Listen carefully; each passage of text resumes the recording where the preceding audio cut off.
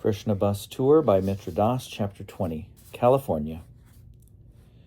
Narottam and I recited Bhagavad Gita verses from memory to stay awake for the overnight drive to San Diego. "You're such a weirdo," I said with affection. "Learning all that Sanskrit. I wish there were more people like you."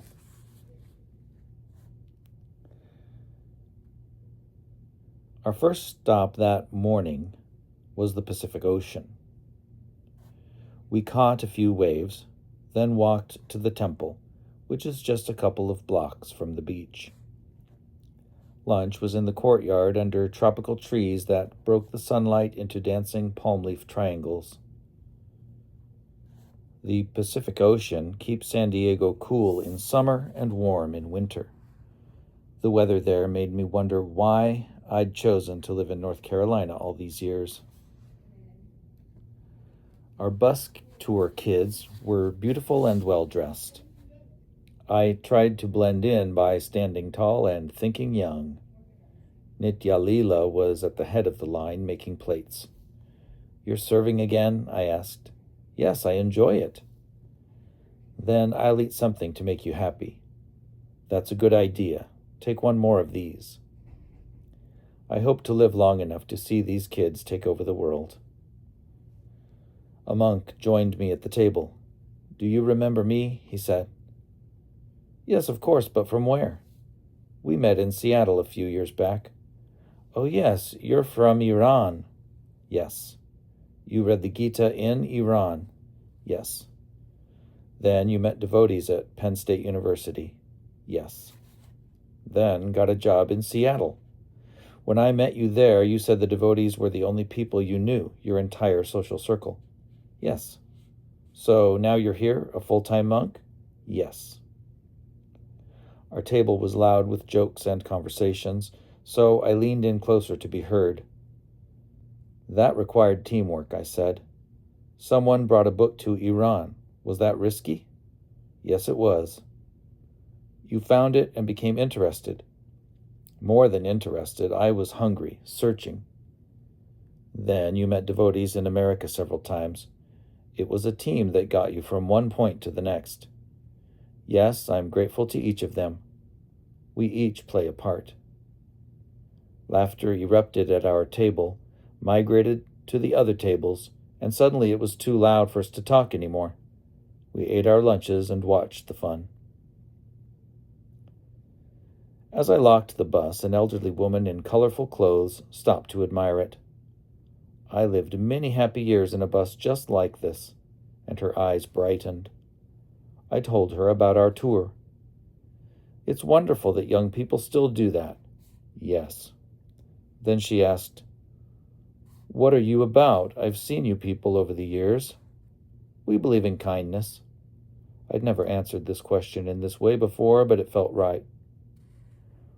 "I've been sustained by kindness, and I pass it on every chance I get." I held up my guitar. "I'm supposed to be at the temple right now. There's a concert. You're welcome to join." "I just might." We parted. I walked quickly, hoping to be in time for the sound check. The conversation had given me a motto, something to live by.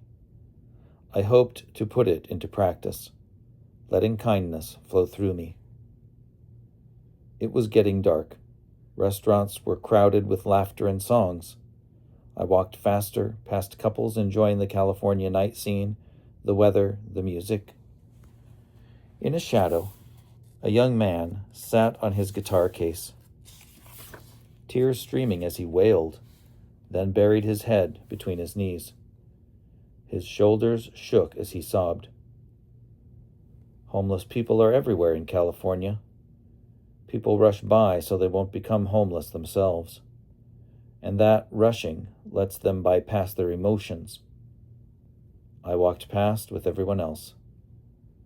People were counting on me at the temple. But the street singer's cry haunted me as we sang that night. My prayers felt empty. I was a hypocrite. After the show, the same young man appeared in front of the temple. The girls surrounded him with sympathy, and Nitya Leela brought him something to eat. Venice Beach, Los Angeles. A guy in Bedouin robes played an electric guitar while roller skating past vendors and magic shows. A juggler started the engines on 3 chainsaws. The main event that day would be the Hare Krishna Ratha Yatra Festival. Festival of India tents were supplemented with more tents and stages. Venice Beach is always busy, but on festival day, the crowd doubles. My California Krishna friends know their craft. They know how to reach people through art and music. I can fix a tractor or build a house, but what use is a slow-talking country boy in L.A.? I watched a friend answer questions before an audience of 200. When did he get so good at this? I would have fumbled around for half an hour trying to find my words. He was eloquent in the speed of L.A. The more I watched, the more humbled I became. It's good to feel empty and useless occasionally. It doesn't particularly feel good, but it clears space for learning. I stepped aside to let a suntanned guy ride by on his bike. A 12-foot piece of driftwood balanced on his shoulder. And then I took my place in line for the free feast. A young man complimented my hat. "Oh, thank you. Are you a local?" "No, I'm from Santa Barbara." He removed his sunglasses. "I came here hoping to find books on Bhakti Yoga. I might be able to help you." He took up the rest of my day. I was glad to feel useful again. Bus tour kids packed up tents as the sun sank into the Pacific Ocean. The bicycle guy helped, still balancing his piece of driftwood, and also asking questions about the Bhagavad Gita.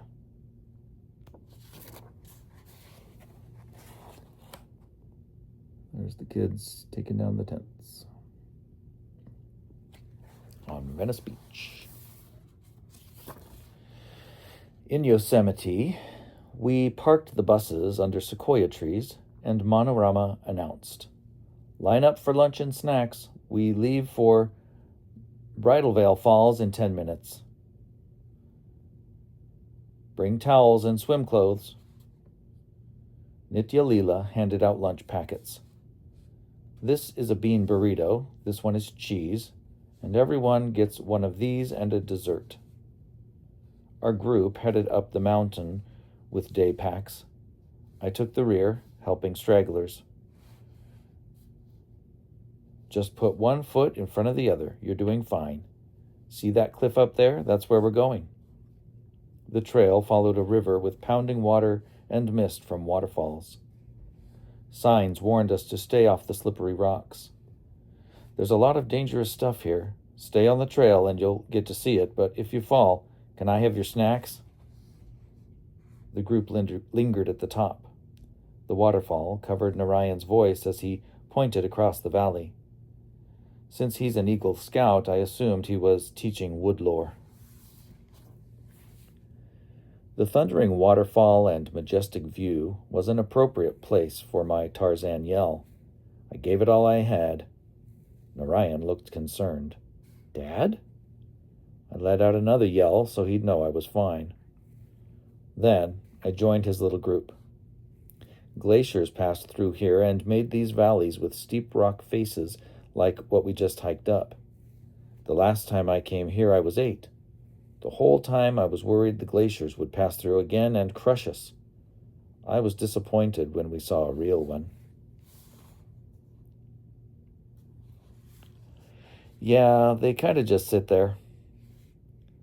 The top of the mountain was flat, a chunk of granite with a river running across it and trees popping up here and there, very different from anything I'd seen in North Carolina or Florida. We assembled at a small lake that had been carved from the granite like a stone bowl. "We'll have lunch here," Manorama said, "and you can go swimming, just don't go downstream. The current will throw you over the edge, and we'll have to pick you up at the bottom and put your pieces in little plastic bags to mail to your mother." The cold water knocked the wind out of us. We swam to the other side to lie on a granite slab which had been warmed by the sun. After several freeze-thaw cycles, the kids noticed that the river, as it flowed into the lake, had worn the stone slab smooth enough to slide down.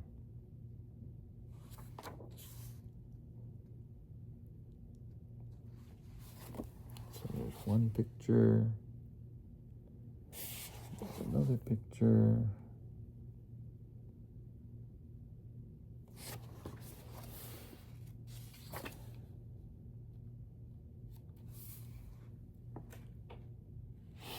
Amal joined the tour in L.A. as the designated kirtan singer.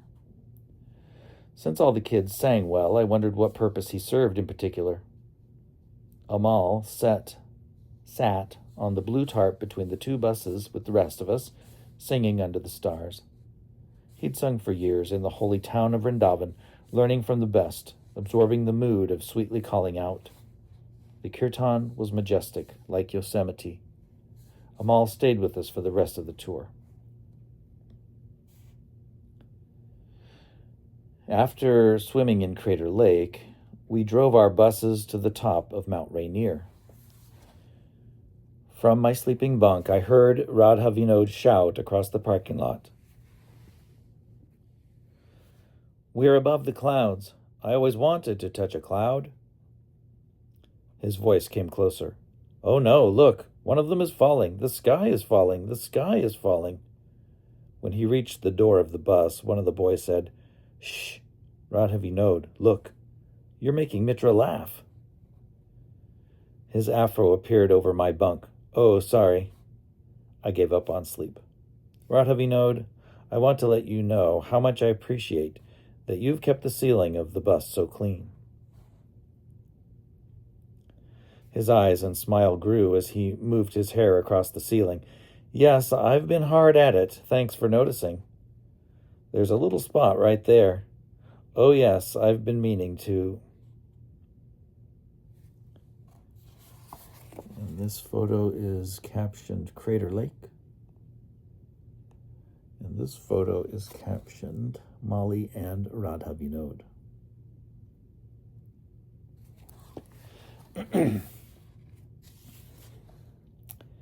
After a long hike, the blue tarp was spread over the mountaintop parking lot. With the alpine scenery, our troop looked like a scene from The Sound of Music. Janavi had a bag of lost and found items from the girls' bus. She held up a shirt. "Whose is this?" The item was claimed. "Whose shorts are these?" "Oh, they're mine," Molly said. Janavi tossed them to him. "Molly, you shouldn't be leaving your shorts on the girls' bus." From that point, all unclaimed items were assigned to Molly, who calmly replied, "Oh yes, mine, sorry." The pile of girls' clothes continued to grow in front of him until Nityalila brought a steaming pot from the bus. "Get your plates." We enjoyed an elegant meal on the blue plastic tarp.